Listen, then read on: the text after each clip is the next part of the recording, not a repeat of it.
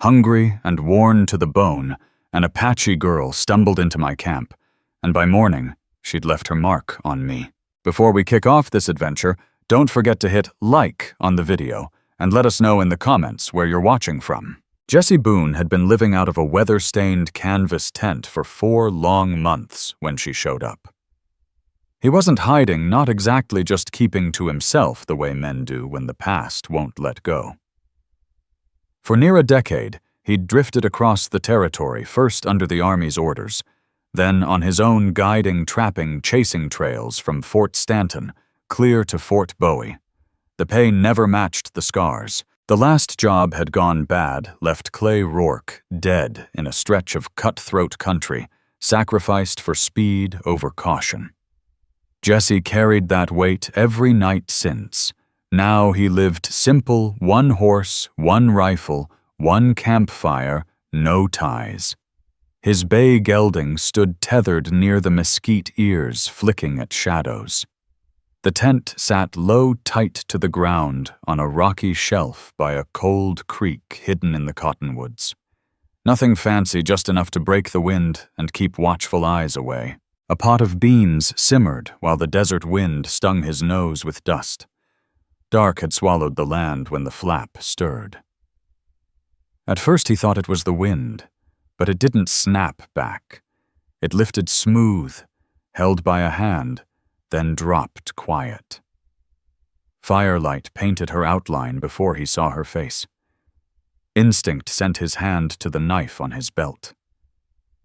She stood there, half in the shadows, saying nothing. Her buckskin dress was torn at the thigh beadwork, dulled with dried mud, moccasins caked in clay. Long black hair tangled down her back, a raw scrape cut across her shoulder. Her chest rose and fell in controlled breaths, the kind that come after panic has burned itself out, but fear still lingers. Then she spoke 1 word. Tala. Not a plea, not a greeting, just her name. Her voice rasped, throat dry, as if she hadn't drunk in days. No weapon showed in her hands, yet Jesse didn't ease his grip. She looked young, maybe mid-20s. The bead colors marked her as from another band. A survival pouch hung at her waist, and 1 ankle bent awkward tender from miles on foot. She wasn't here to fight. She was hungry, cold hurting. Jesse rose slow, keeping his palms open. With the back of his boot, he shoved a spare tin plate closer to the fire. Beans slid into it, steaming, spiced, just enough to keep a man alive. He stepped back without a word.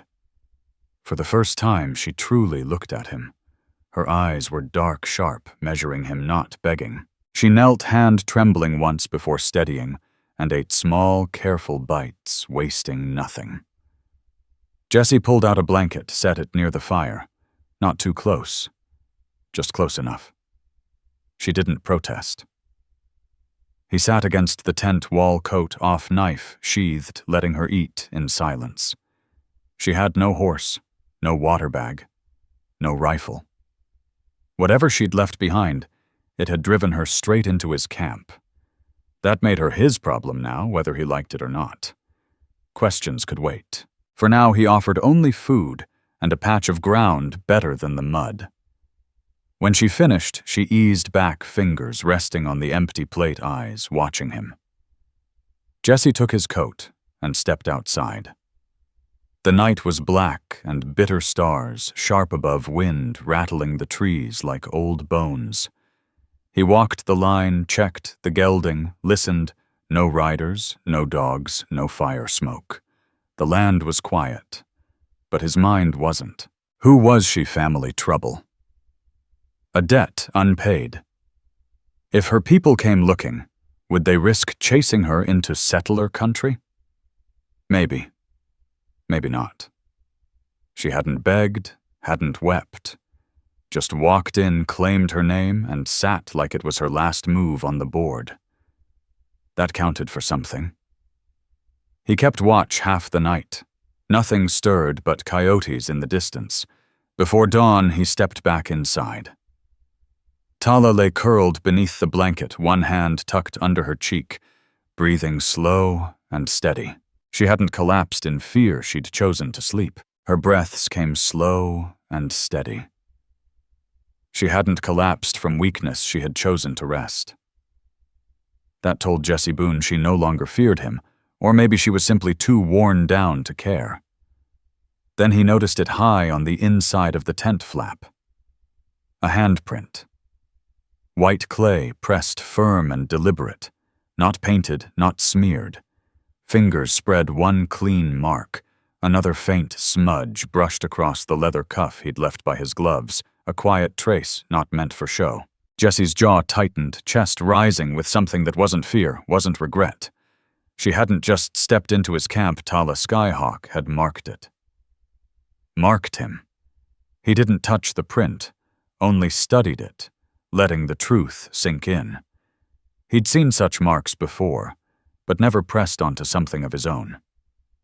He knew enough of Apache ways to understand it wasn't a warning, wasn't ownership, it was a bond, a shield. It meant this place was watched, this man not alone. Any man who brought harm would face an answer. And it carried another weight she didn't plan on leaving. Jesse crouched by the fire, sliding mesquite into the coals, careful not to wake her. Firelight stretched across the floor, brushing her face, lashes dark against her skin, a faint bruise on her jaw he hadn't noticed before. She hadn't only been walking alone, she had been running, and before the running she had been struck. He warmed a tin cup of water stirred in salt, leaning back against the wall, thinking hard. She needed rest, maybe a healer, but all he had were scraps. A few strips of cloth, a worn bottle of old army antiseptic, and water, if they could reach the seep again. His supplies were thin, one biscuit left, maybe two if broken, a quarter sack of beans, coffee for 3 mornings if stretched. And now there were 2 of them. Just before dawn she stirred, a longer inhale, a shift of weight. Then her eyes blinked open. She sat up slow, blanket still over her lap, gaze steady on him. "You sleep?" he asked. She gave a small nod. He poured warm salt water into another cup, pushed it toward her. "Drink, helps against the cold." She sipped, grimaced, but swallowed more. After a pause, he asked, "You alone?" Her lips parted, then closed again. Her eyes dropped to her ankle, now swollen worse. At last she whispered her first real word since her name. "Now." Jesse nodded. "Ankle's bad. I'll rewrap it if you'll allow." She didn't speak, only pulled the blanket aside, showing him her leg. That was answer enough. He unwound the soiled cloth, wrapped it fresh. She didn't flinch. Jaw set, eyes hard. Swollen, but not broken. "Keep weight off it 2 days. Then we'll shift camp up the rise. Grounds cleaner, some stone for cover." She studied him. "You stay?" He shook his head. "No. Just trapping. I move every few weeks." She nodded, measuring him with her silence. Then sharp and simple. "You." It was her way of asking why he lived like this. He held her gaze a moment. "Too long in the army. Too many trails. Don't take to towns." He paused, added low, "Not running, just keeping clear." That seemed to matter to her. They broke camp in quiet. He packed gear, she gathered cups. When she tried to stand, pain bent her face tight. He offered his hand. She hesitated, then took it, strong grip, palm warm. The shelf he'd chosen was only 100 yards, but rough going. She leaned on his shoulder when her ankle gave out, never complaining, just nodding when she needed rest. Once she lifted a hand, pointing to a crack in the rock wall. "Seep." He checked cold water pooled in a hollow no larger than a saddlebag. He tasted it. Good. She didn't smile, but lifted her chin proud she'd contributed. The new camp sat snug against the stone fire pit, rebuilt, wind cut down. She stacked stones into a small barrier. The sun rose pale and bitter, offering no warmth. He glanced at her ankle, still swollen but holding better than he expected. She wasn't weak. She'd walked far on that foot. That told him she was tougher than she looked. Finally, he asked the question, gnawing him. "Someone after you?" She didn't answer right away. Instead, she drew a small leather pouch from beneath her dress, bound tight with sinew. Carefully, she opened it and pulled out a smooth white shell. She held it to the firelight, then set it beside the stones. "No more," she said softly. Then again, firmer. "No more." She loosened the pouch and lifted out a round white shell, smooth as polished bone, fitting neat in her palm. She held it toward the firelight, then set it carefully beside the stones. "No more," Tala Skyhawk whispered, then stronger. "No more." Jesse Boone understood. Whoever had chased her, whatever trail she had fled, it ended here. She wasn't hiding, not running anymore. She was finished with that life. Still, Jesse tucked the thought away. Not from mistrust, but from caution. A woman didn't mark a man's tent with white clay without reason. There were truths she wasn't ready to share. Instead of pressing her, he dug through his gear roll and pulled out a dark wool shirt sleeves long and heavy enough for the chill. He held it out. "Wear this under your dress. Keep the seam from tearing worse." She took it without a word, no thanks, just understanding. Turning her back, she dressed with quiet modesty.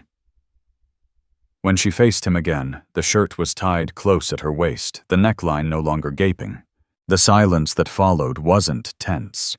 It felt settled, as if the two of them had crossed some unseen line. That night, they split the last biscuit, Jesse giving her the larger half. By the next day, dust rose on the horizon, riders moving along the ridge, only specks through the mesquite. Tala didn't panic. Didn't run. Her body went still, every muscle locked. Then, slow as breath, she reached and touched Jesse's sleeve twice. Once for thanks, once for silence. Jesse collapsed the tent halfway down and led the horse behind the basalt outcrop. They crouched low together, waiting. Hooves drummed closer, then faded. The riders veered off without turning their way. Only after the dust settled did they return to the fire. No words were spoken, yet something between them had changed. Jesse climbed the ridge, staying longer than needed, eyes tracking the horizon until the last trail of dust vanished. He counted horses, weighed their gear. Light fast. Not locals. Hired men. Scouts, mercs, the kind paid to find what others had lost. No questions asked. When he returned, Tala sat steady by the stones, ankle stretched out, hands folded over her knees. He asked, "You know them?" She shook her head. "Not my band. Not a lie, but not the whole truth either." "Were they after you?" he pressed. She paused, then said, "Maybe." Jesse left it there. Words weren't needed. His mind worked while his mouth stayed shut. He pulled the folded canvas open again. The clay handprint she'd left still showed faint through the dust.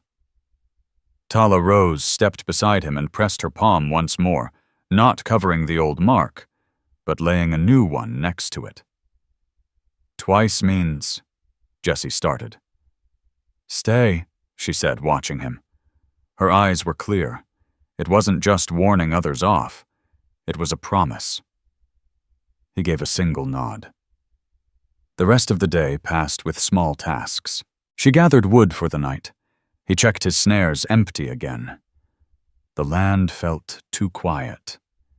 As dusk fell, they sat across the fire, steam curling from a tin cup of boiled water. Tala shaved thin strips of bark into it, the sharp scent filling the air. "What's that?" Jesse asked. "Willow," she replied. "Helps the swelling." She wasn't just enduring, she was treating herself. That meant training family medicine tribal ways passed down. She watched Jesse's hands, the way he placed tools soundless near the fire. He caught her glance. "I'm not looking for a fight," he said quietly. "I know." A pause lingered. Then he asked, "You leave someone behind?" Her answer came slow. "Not someone I go back for. Final. Certain." She turned, then crouched near the tent, and with a stick scratched a simple mark in the dirt, a triangle over a line. She wiped it away almost at once, leaving only the memory. "What was that?" Jesse Boone asked when he saw her scratch the symbol in the dirt. Tala Skyhawk didn't lift her eyes. "Where I crossed." "Borderline. You mean territory?" "Yes." "Old ground. Not safe anymore." The words hung between them like smoke. She had crossed not just land, but a line that couldn't be uncrossed. It wasn't simply about running from someone, it was exile. Or maybe she had exiled herself. Jesse felt the weight of it. This wasn't only about food warmth or a place to hide. She had nowhere else to go. His thoughts turned to the shack, 2 miles west, sunken into a dry riverbed. Roof sagging, but still there. A rusted stove that might still draw. He had stayed there once, riding out a winter storm. Nobody used it now. 4 walls weren't much, but they beat canvas in the wind. "You'll need it." "We both will," he muttered. He didn't ask her if she wanted to move. He just said, "Tomorrow we'll go. There's a shack." She was quiet a long time, then only asked far half a day, maybe less. She gave a single nod. That night, bit colder than the last. Jesse took first watch again. Near dawn, the fire had died, but the tent still held faint warmth. Tala was curled beneath the blanket, her shell tucked tight in her hands. He lay opposite Coat, folded, as a pillow rifle, close sleep, shallow and restless.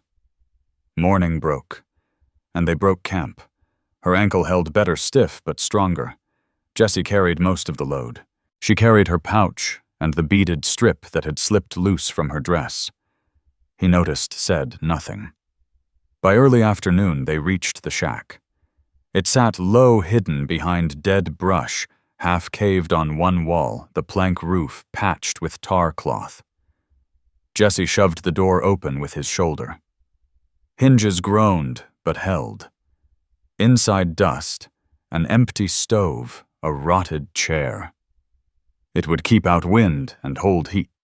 Tala stepped inside, eyes scanning every corner, the chimney pipe, the broken shelf, the rusted nail by the stove. Then she looked back at him, gave one nod. Approval. Jesse dropped the packs, checked the stove. The draw was stiff, but workable. He lit a twig fire, watched smoke pull straight. That was enough. She eased down against the wall, fingers kneading her ankle. "I'll get wood," he said. "I'll go too." Her voice left no room for argument. They gathered together. She pulled pinyon sticks, he split mesquite. They hauled back enough for 3 nights. Inside, he hung the lantern boiled beans in the tin. She took needle and thread, sewing the bead strip back onto the sleeve of the shirt he'd given her. "You can keep that," Jesse said. "I know," she answered, not looking up. That night, the fire burned steady in the stove wind, pressing the walls but failing to get through. Jesse watched as she set the white shell on a shelf near the stove. She gave no explanation. Then, standing, she pressed her fingers against the bare wood of the door frame. Not a full mark, just a brush, as if to say, not yet, but close. By morning, the shack didn't feel as empty. The stove held warmth from banked coals. Jesse woke stiff from the hard floor blanket, slipped shoulders aching. Tala was already crouched by the firebox, coaxing life back into the embers. She didn't speak, neither did he. The silence wasn't hollow anymore. He pulled on his boots, stepped outside. The world was still dust hanging low, a coyote yipping far off, a bird flapping out of a dead tree. His gelding grazed brittle tufts near the riverbed. Jesse checked the line reset, a slipped snare carried back brush. When he returned, Tala had cleared the ash pan, made space near the stove. They worked in rhythm without speaking. Coffee boiled weak in a dented pot, bitter, but welcome. He poured half into her cup, half into his. She drank without flinching. Her ankle was wrapped tighter now, the bandage cleaner than his attempt. She had redone it while he slept. They split the last 2 biscuits, knife sawing slow between dry edges. He gave her the fresher piece. She didn't thank him in words, but when she handed back the tin of beans, she'd made sure it was warmed through. That was thanks enough. Then came work. Jesse carried out a coil of old fence wire, salvaged from a fallen corral. The brush line behind the shack had gaps, room enough for something to crawl through at night. He set posts. Tala followed with a water pouch. He hadn't asked her to, but she came anyway. The sun rose hard and dry, but they worked without wasted motion. Jesse noticed how she stepped light despite the bad ankle, how her eyes caught details most overlooked, the loose nail, the empty tin under the planks, the way the wind pushed against the roof edge. While he hammered down a post with a stone mallet, she walked off without a word. 15 minutes later, she returned with a bundle of yucca stems and pine resin. Set it down by the door, no explanation. No. Later, when Jesse stepped inside, he found her at the stove, melting resin, twisting yucca into twine. "You've done this before," he said. She nodded once. Often. He didn't ask where or with who. He didn't need to. Something settled in his chest, then something new. He realized he didn't need to protect her. She wasn't helpless. She wasn't weak, only out of place. Late that afternoon, while the fire snapped and the shack filled with the scent of pine and clay, Tala Skyhawk pulled out the spoon Jesse Boone had carved. She'd carried it since the tent, though he'd nearly forgotten. Now she worked the handle with a flat stone from the seep patient strokes, smoothing the grain. She didn't ask. She didn't need to. When she was finished, she handed it back, finer than when he'd first shaped it. Jesse traced the edge with his thumb. Perfect now. As the sun dropped behind the ridge and the cold crept in, he adjusted the bedrolls, hers closer to the stove, his on the outer side, under the sagging drip line. She noticed, but said nothing, just slid the spare pan under the seam to catch the water when frost thawed. He watched from the doorway, understanding. She moved with purpose, like him doing what needed doing without apology. That night they sat nearer the fire than before, each with a tin cup of boiled water. The beans were gone. Tomorrow meant the trading post, no way around it. "You know the place to trade?" he asked. She nodded. "May Hollis. I've been there. Once. Long ago. Before." She stopped, and he didn't ask what before meant. 2 paths, he said, short and open, or long and covered. She tapped her knuckle once against the dirt floor. "Covered." He nodded. "We'll leave early." When they unrolled blankets, she lingered by the door, back to the wall, the white shell cupped in her hand. This time she set it in the window, where the moon could touch it. Before lying down, she lifted the beaded strip she had sewn onto his shirt, untied it, and hung it on the nail above the stove beside his gloves. A small sign, clear as words, she'd chosen this place too. The wind stayed low when they saddled at dawn. Jesse cinched the bay's girth tight, checked hooves tied down the gear roll. Not much inside, just a trade sack with their needs flour salt, maybe lamp oil, if May still stocked it. He slid the carved spoon inside. Tala adjusted a worn brown shawl, the one she'd once traded for. She crossed it carefully over her chest, binding it beneath the beadwork that had returned to her dress. Her face stayed calm, but her fingers moved deliberate. Preparing not just for travel, but for being seen. Jesse said nothing. He handed her the second canteen and checked the rifle sling. They took the covered trail north through the draw along the lava ridge, then west, by the old mill road, slower, safer away from open country. By the time they reached the post, the sun was high, but gentle dust low on the ground. A lone wagon sat outside Mule, nodding at rest. No riders, no extra horses. That was good. "You good?" Jesse asked. She nodded. "Stay close." He didn't take it as fear. He heard strategy. Inside the store was quiet. Rows of flour sacks, iron tools, bins of feed. The bell never rang, never had. May Hollis stood behind the counter ledger in hand. She looked up fast, eyes flicking from Jesse to Tala, then to the way they stood side by side, not one behind the other. "Jesse Boone," she said, like she'd been expecting him. "Out of beans already." "Nearly," he answered. "Need flour, and lamp oil if you've got it." May gestured toward the shelves. "Fresh flour came in yesterday. Oil's still in stock." Tala moved slow along the back wall, steady hands lifting a sack, testing its weight, before setting it into their pack. May watched, silent eyes measuring. The quiet here wasn't peace like in the shack. It was awareness, a watchful kind. Jesse set the carved spoon on the counter. "Trade for the difference." May turned it in her fingers, nodded. "Juniper. Clean work. Fair." Then her gaze shifted. "That shawl," she said softly. "I've seen that make before." Tala met her eyes. "You gave it." May's voice dropped. "I thought so." Jesse didn't speak. He didn't need to.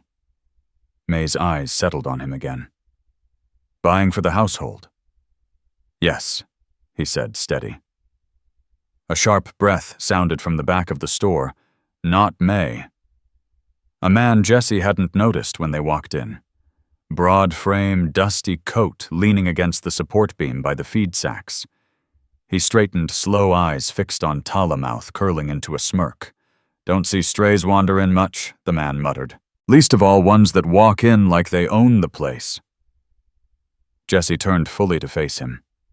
He didn't move. He didn't speak. He didn't have to. May Hollis's voice cracked like a whip. "You'll mind your tongue in my store, Roy Cutter." The broad man gave a lazy shrug, but he stepped back. His eyes slid toward Jesse Boone, then over to Tala Skyhawk, before drifting away again. The moment broke, but the air stayed heavy. Tala didn't flinch, didn't bow her head. She only pulled the shawl tighter at her throat. When they turned to leave, her hand brushed the cuff at Jesse's wrist, the one still bearing the faint white clay print. A quiet touch. May noticed it. She said nothing, only gave a slow nod. Next time May murmured, "Send word ahead. I'll set aside what you need." Jesse tipped his hat. "Appreciate it." They walked out side by side, steady and even. For a full minute outside, Tala said nothing. Then softly, "She remembers." "She remembers right," Jesse answered. They didn't speak again until the town lay behind them and the narrow trail swallowed their tracks. No riders followed. No shadows trailed. By dusk, they were back at the shack. The stove caught quick. Beans boiled this time with a pinch of wildflower she had stirred in. Tala moved slower than usual, tired maybe, or deep in thought. When the food was done, she poured 2 cups, handed one to him, and sat by the stove. Not across from him. Beside him. She slipped the shawl from her shoulders, folded it carefully, then handed it to him. He didn't ask why. Just folded it smaller and laid it by his crate. Then he stepped closer, brushed a loose strand of her hair back, tied the shawl properly at her neck. His palms lingered warm at her jaw. She didn't move away. The stove cracked. Flames shifted. She looked into his eyes, then leaned in. The kiss was quiet, deliberate, real. When it ended, neither spoke. She turned back to stir the pan, and he poured more water. The fire ticked and settled. Later that night, as the coals dimmed and the wind picked up, she stepped to the shack door, pressed her hand into fresh clay, and marked the inside wood. No words, no ceremony.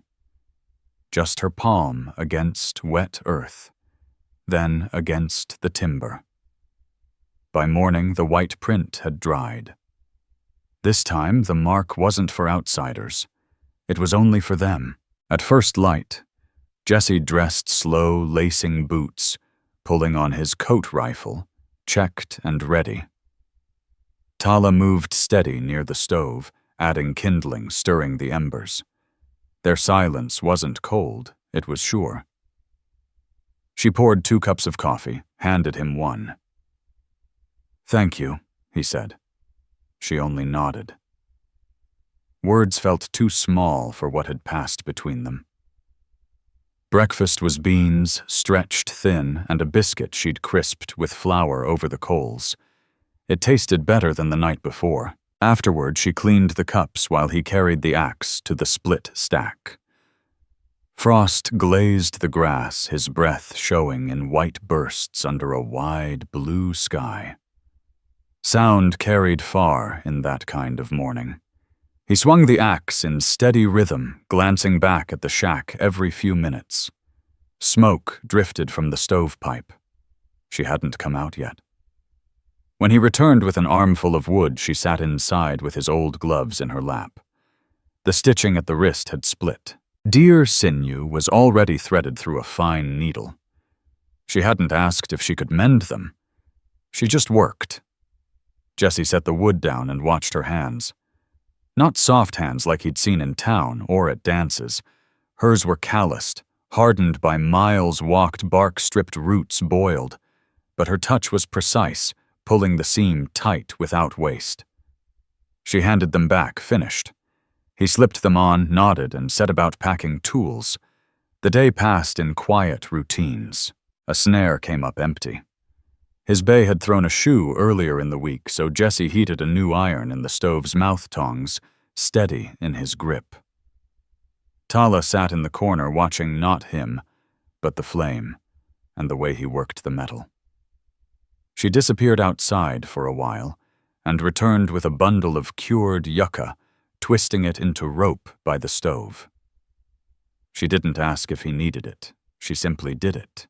When Jesse Boone ran short of leather strips to bind the gearbox, Tala Skyhawk handed him what he needed, without a word. They never spoke of the kiss. They didn't avoid it, either. The closeness between them wasn't brittle or sharp. It stood solid like a fence post, sunk deep in dry earth. It didn't budge, but it marked something real. That evening a storm rolled in. The wind rose quick after dusk, rattling the patched roof. Then came the rain, fast cold, drumming hard. The shack groaned, water spilling from a split board in the corner. Jesse dragged his bedroll closer to the stove, shifting it beneath the shelf. Tala stood without being asked, slid the drip pan under the leak, angled it so the sound wouldn't echo, then pressed a folded cloth beside it to keep it quiet. When she sat back down, he told her, "Thank you." She didn't nod this time. She said calm and certain, "We both live here." Sleep came slow with the rain hammering above. Instead, they worked through the storm, her showing him how pine resin and ash could mend a cracked jar, him teaching her how to rewrap a rifle sling so it wouldn't squeak against a saddle horn. Later, while the wind shoved the walls and the fire burned low, she reached for the shawl not to wear it, but to hand it to him. He folded it carefully, not as an owner, but as a man given trust.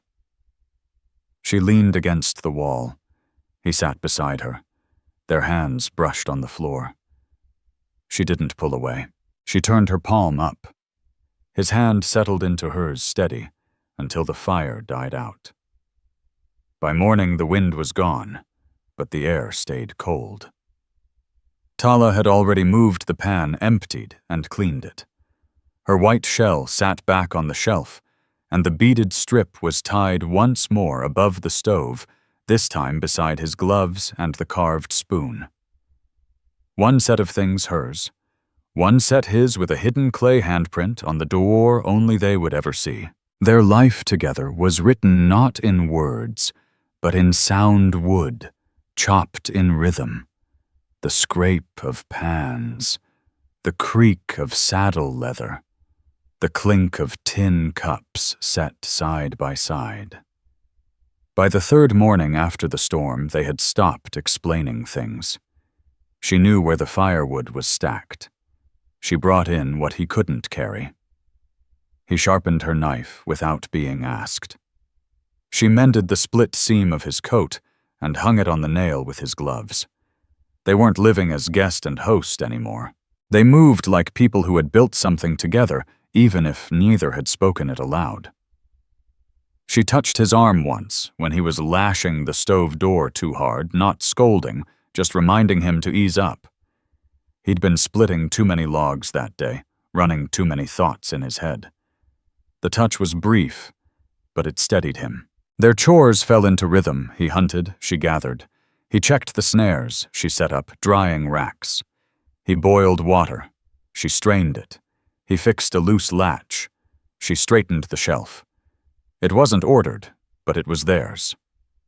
She cooked now, stretching what little they had, beans mixed with pine nuts, flat cakes buried in ash to soften onion, boiled down into thin soup that filled the shack with warmth, if not flavor.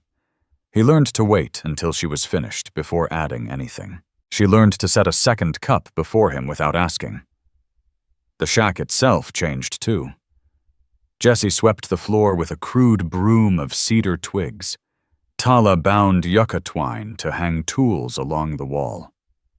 The beaded strip, the shell, the spoon, all hung near the stove, not decoration, but declaration.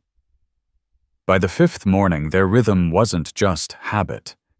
It was choice. She rose with the sun, now not from need, but because it had become their way. Her ankle had nearly healed her limp, all but gone. Over coffee one morning, Jesse asked, "You planning to go?" She shook her head. Not anymore. That was enough. She sat closer at meals. Their hands touched more often, passing a cup, steadying one another, leaning as they rose. Small things, but markers just the same. One night she pressed another clay mark inside the shack, lower near the floor. When he saw it, Jesse didn't ask.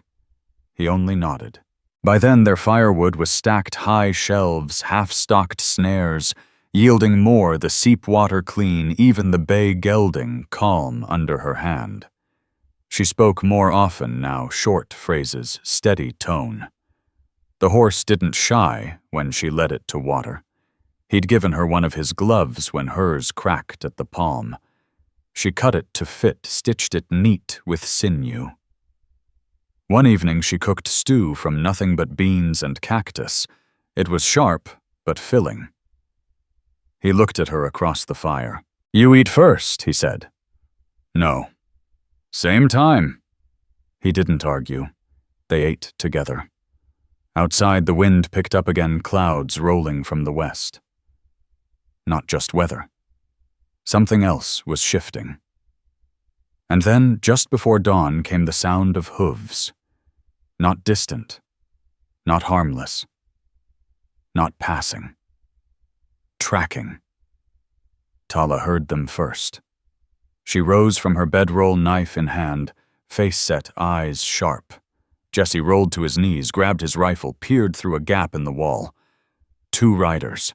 They weren't moving fast, not trying to sneak. Just steady eyes down, following sign. Jesse Boone watched the way they shifted in the saddle. These weren't ranch hands, not drifters, they were trackers. Men who weren't here for land. They were here for someone. He pulled back from the slat. Tala Skyhawk hadn't spoken yet, her dark eyes fixed on him. "What do we do?" she asked softly. Not fear in her voice, just calm readiness. Jesse didn't answer at once. Then he stepped outside, leaving the rifle inside where they could see it wasn't raised. He wanted them to notice his empty hands, to understand he was willing to be seen. He stood at the corner of the shack, just enough in the open. The riders slowed when they spotted him. One leaned in his saddle, muttered something to the other, and they angled slightly, not straight at the shack. Not away, just shifting course like men doing sums in their heads. Then came another sound, wagon wheels from the south road. Dust rising. Jesse stepped back inside. "They're leaving," he told Tala. Her shoulders eased not from relief, but from being ready and finding the moment passed. She laid her hand against the door frame, clay still faint on her palm. He stood behind her close, but not touching. "They'll be back," she asked. "Maybe. Then we don't wait next time." He gave a slow nod. That night they moved supplies into the storage crate Jesse had built weeks earlier. Tala placed her white shell inside and beside it his carved spoon.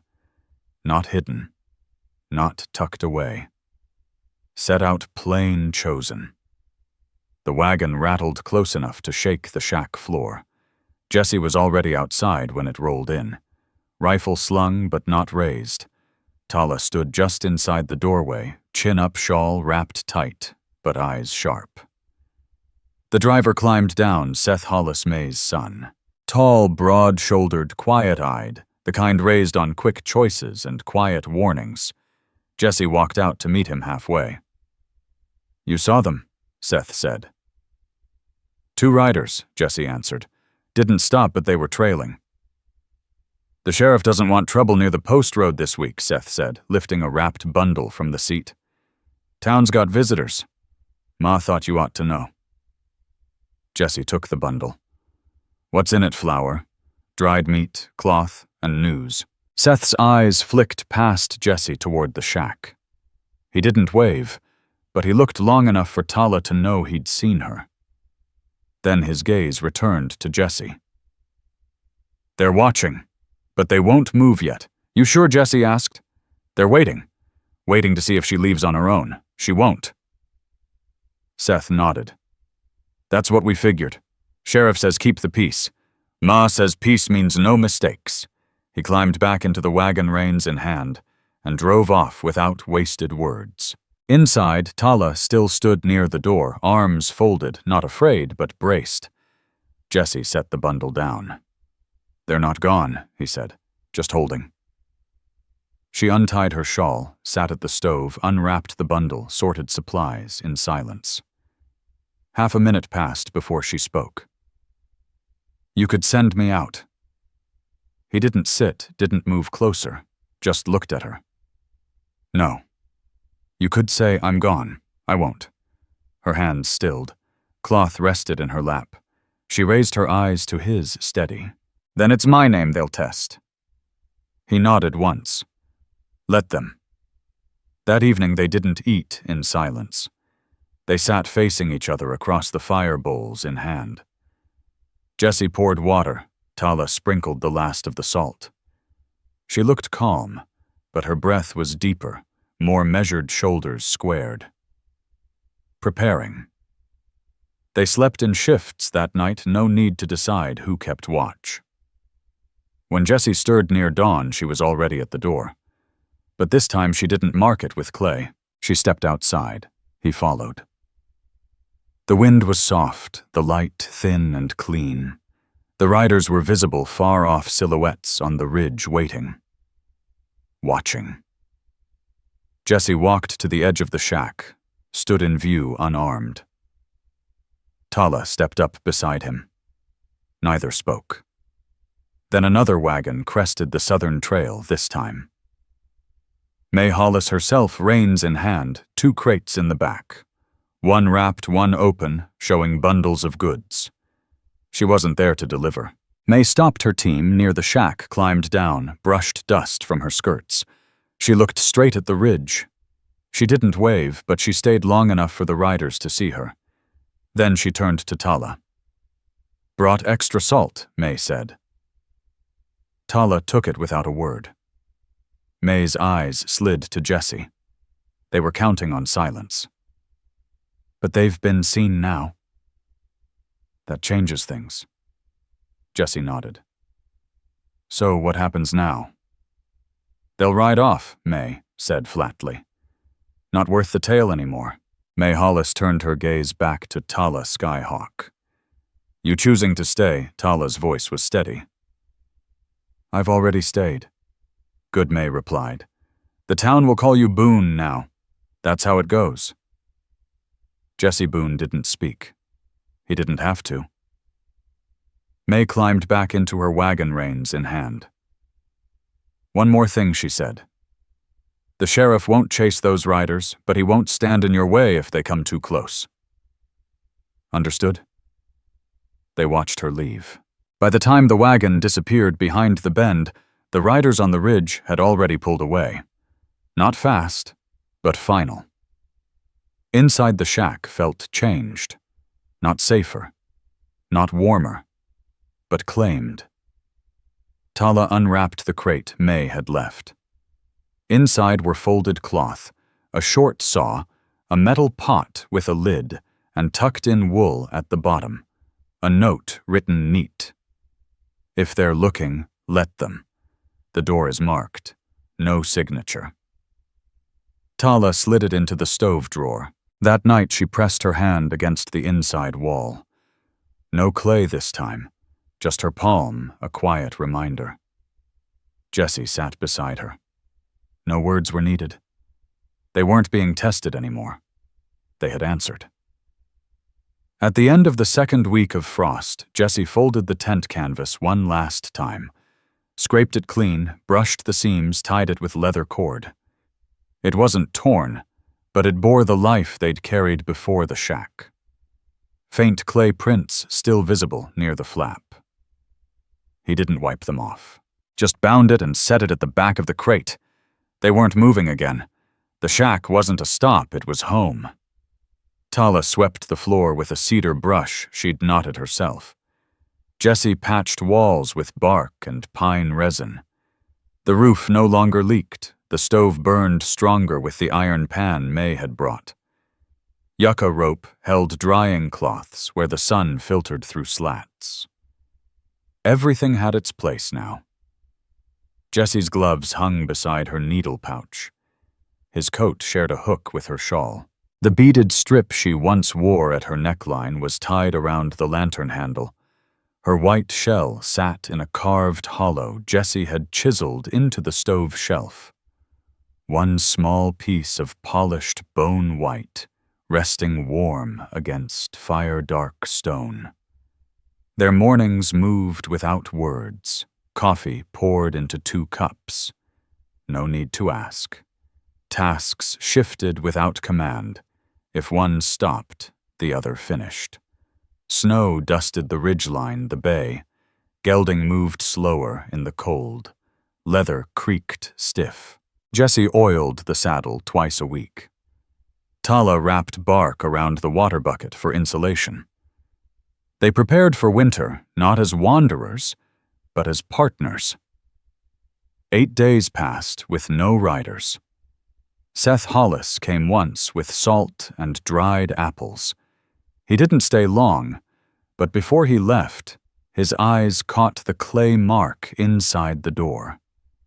He nodded once, like he understood more than he said. By then, Tala had taken a name. She began signing her notes through May with Tala Boone, not with flourish, but in clean, unshaken script. Jesse never corrected her. He didn't need to. No one asked if they were married. No one had to. The signs were there, 2 bedrolls, 1 hearth tools. Shared labor. Divided a name spoken, a door marked. Some nights Tala carved small shapes into wood animal tracks, river lines, bead patterns for memory. Jesse built her a crate with leftover boards meant for gear, but she filled it with food, her pouch, their tools. It became the thing they reached into together, a box that held what mattered. By the time heavy snow fell, the shack was sealed tight. Jesse hunted close, not for hides, but meat.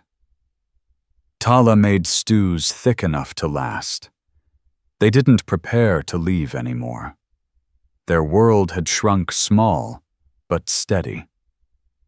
One evening, Jesse returned from hauling wood and found Tala standing by the door staring at the mark she'd pressed weeks ago, faded, but still there. She opened her palm, smeared it with fresh clay, warmed near the stove, and pressed it over the old one.